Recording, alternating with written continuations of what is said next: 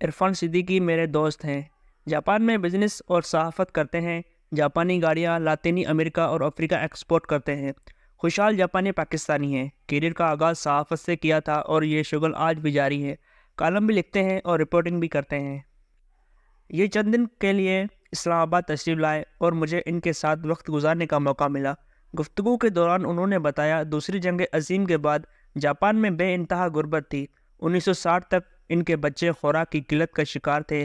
یہ بچے لاغر اور کم زور پیداوار ہوتے تھی اور ان کی پرورش میں بھی کمی رہ جاتی تھی، لہٰذا ان کے قد چھوٹے، ہڈیاں کمزور، وزن کم اور رنگ پیلے تھے۔ جاپانی اس دور میں 24 گھنٹے میں صرف ایک کھانا کھاتے تھے۔ انہوں نے اس دور میں اندازہ کیا ہم اگر دن 3 بجے کھانا کھائیں تو 24 گھنٹے گزار سکتے ہیں۔ چنانچہ یہ دن 3 بجے کھانا کھاتے تھے اور اگلی خوراک کی باری اگلے دن آتی تھی۔ اس وقت ان کی حالت یہ ہوتی تھی، پاکستان نے 1957 میں چاولوں سے بھرا ہوا ایک بحری جہاز ٹوکیو بھجوایا۔ جہاز پر جاپان کی امداد کے لیے پاکستان کا تحفہ لکھا ہوا تھا اور اس کی تصویریں باقاعدہ اخبارات میں شائع ہوئیں اور پورے جاپان نے ہاتھ جوڑ کر حکومت پاکستان کا شکریہ ادا کیا۔ جاپانیوں کو آج بھی پاکستان کا یہ احسان یاد ہے۔ میں نے عرفان صاحب سے عرض کیا، جاپان دنیا کے ان 4 ملکوں میں شمار ہوتا ہے جن کے ساتھ پاکستان کے تعلقات شروع دن سے حیران کن رہے۔ ہندوستان کے آخری viceroy lord Mountbatten Pakistan اور بھارت کو 15 اگست 1947 کو آزادی دینا چاہتے تھے۔ اس کی وجہ جاپان تھا۔ جاپان نے 1945 میں 15 اگست کو امریکہ کے سامنے سرنڈر کیا تھا۔ اتحادی فوجیں امریکہ، برطانیہ اور یورپی ملک 15 اگست کو یوم فتح کے طور پر مناتے تھے۔ لارڈ ماؤنٹ بیٹن کی خواہش تھی 15 اگست 1947 کو جب پورا برطانیہ یوم فتح منا رہا ہو تو بھارت اور پاکستان کی پیدائش اس وقت ہو تاکہ ہر سال جب ان دونوں ملکوں کے لوگ آزادی کی تقریبات منائیں تو اس وقت جاپانی افسردہ ہوں اور یہ کھیل تا اب جاری رہے۔ یہ منصوبہ جب قائد اعظم کے سامنے پیش کیا گیا تو آپ نے فوراً انکار کر دیا۔ قائد کا کہنا تھا ہم اپنا یوم آزادی کسی دوسری قوم کے یوم شکست پر نہیں رکھیں گے۔ لہٰذا قائد اعظم کے اصرار پر پاکستان 14 اگست کو آزاد ہوا، جبکہ جواہر لال نہرو نے لارڈ ماؤنٹ بیٹن کا پروپوزل قبول کر لیا، جس کے نتیجے میں بھارت 15 اگست کو آزاد ہوا اور یہ آج بھی جاپان کے یوم شکست پر اپنا یوم آزادی مناتا ہے۔ جاپانی آج تک پاکستان کا یہ احسان نہیں بھولے۔ دوسری جنگ عظیم میں شکست کے بعد جاپان نے تاوان ادا کرنا شروع کیا۔ یہ آج بھی امریکہ کو ہر سال $10 بلین ادا کرتا ہے۔ پاکستان کا اس تاوان میں چھٹا حصہ تھا۔ قائد اعظم نے اس وقت اپنا یہ حصہ بھی جاپان کو معاف کر دیا تھا جب ہمارے پاس سرکاری ملازمین کی تنخواہوں کے لیے رقم نہیں تھی۔ جاپانی آج تک یہ احسان بھی نہیں بھولے اور پاکستان نے اپنے ابتدائی دنوں میں جاپان کو نقد امداد بھی دی اور جاپان کو آج تک یہ بھی یاد ہے۔ چنانچہ کہنے کا مقصد یہ ہے، ایک پاکستان ایسا بھی ہوتا تھا۔ ہماری دیا دلی صرف جاپان تک محدود نہیں تھی۔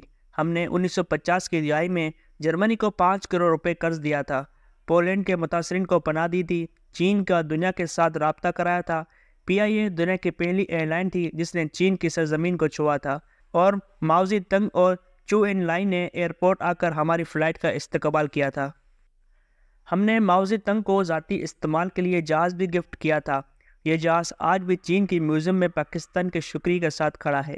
ہم نے اپنے ترک بھائیوں کی قیام پاکستان سے پہلے بھی مدد کی تھی اور قیام کے بعد بھی۔ ترکی کے زیادہ تر امراء، فوجی افسروں اور سیاست دانوں کے بچے پاکستان میں تعلیم حاصل کرتے تھے۔ ہم نے استنبول میں پہلا بوئنگ طیارہ اتارا تھا اور ترکی نے اس کے لیے ایئرپورٹ پر نیا رن وے بنایا تھا اور پوری کابینہ اس کے استقبال کے لیے ایئرپورٹ گئی تھی۔ ہم نے موراکو، تیونس اور الجزائر کی آزادی میں بھی مرکزی کردار ادا کیا۔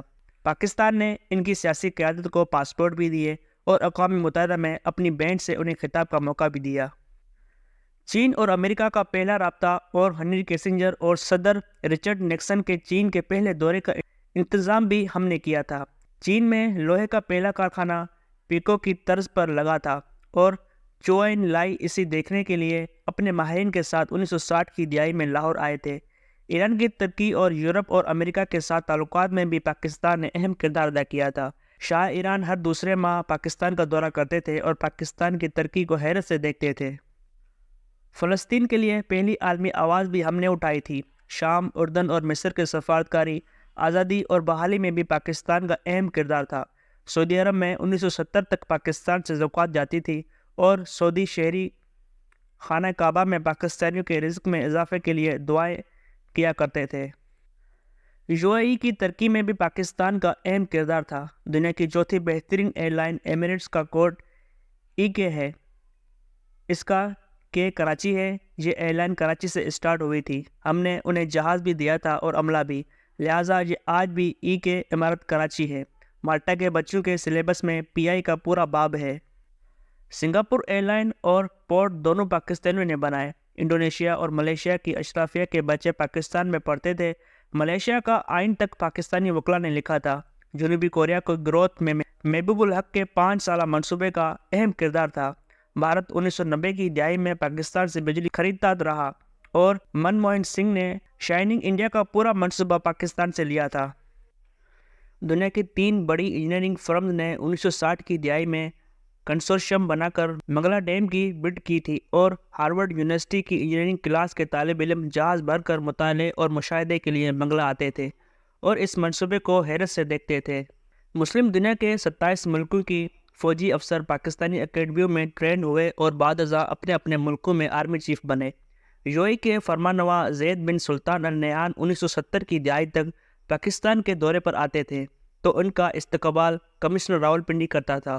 ہمارے وزیر بھی ایئرپورٹ نہیں جاتے تھے، اور سب سے بڑھ کر 1961 میں جب ایوب خان امریکہ کے دورے پر گئے تھے تو پوری امریکی کابینہ نے صدر جان ایف کینیڈی سمیت ایئرپورٹ پر ان کا استقبال کیا، اور صدر ایوب خان ایئرپورٹ سے وائٹ ہاؤس کھلی گاڑی میں گئے اور سڑک کی دونوں سائڈ پر امریکی عوام پھول لے کر کھڑے تھے اور پاکستان زندہ باد، ویلکم ویلکم کے نعرے لگا رہے تھے۔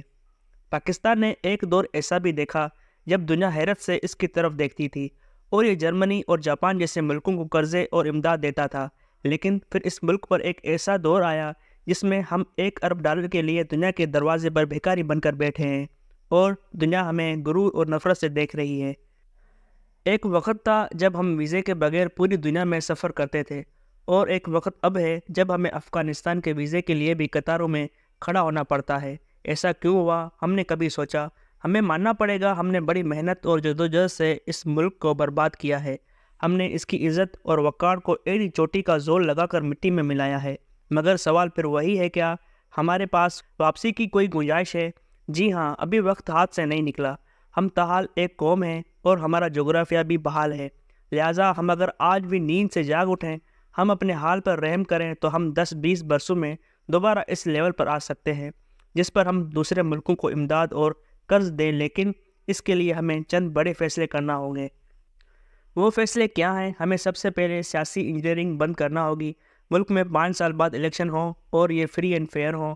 اسٹیبلشمنٹ الیکشن مینیج نہ کرے، کسی عہدیدار کو سویلین ہو یا ملٹری ایکسٹینشن نہ دی جائے، کوئی بھی سیاستدان 2 یا 3 سے زیادہ مدت تک وزیر اعظم نہ رہ سکے، ملک کو بزنس فرینڈلی بنایا جائے، کوئی بھی شہری یا غیر ملکی ملک میں کمپنی کھول سکے اور کاروبار کر سکے، اور حکومت اسے 5 سال تک ٹیکس کی رعایت دے۔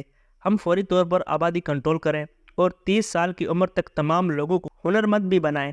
ملک میں کوئی شخص بے ہنر اور بے روزگار نہ ہو، کام کو لازم قرار دیا جائے، اور جو شخص کام نہ کرے پولیس اسے گرفتار کرے اور اپنی نگرانی میں اسے کام پر چھوڑ کر آئے، اور اس کی آدھی تنخواہ بحق سرکار ضبط کر لی جائے۔ اور آخری مشورہ، ملک کے تمام اسٹیک ہولڈرز ایک ہی بار بیٹھ کر اگلے 20 سال کا قومی منصوبہ تیار کر لیں، اور پھر کوئی شخص اسے چھیڑنے کی جسارت نہ کرے، اور جو کرے اسے قرار واقعی سزا دی جائے۔ آپ یقین کریں، ہم ان چند اقدامات سے ایک بار پھر عزت اور آبرو کی شاہراہ پر آ سکتے ہیں، ورنہ ہم اسی طرح بھیک مانگ مانگ کر ختم ہو جائیں گے اور تاریخ کے اوراق میں ہمارا ذکر تک نہیں ہوگا۔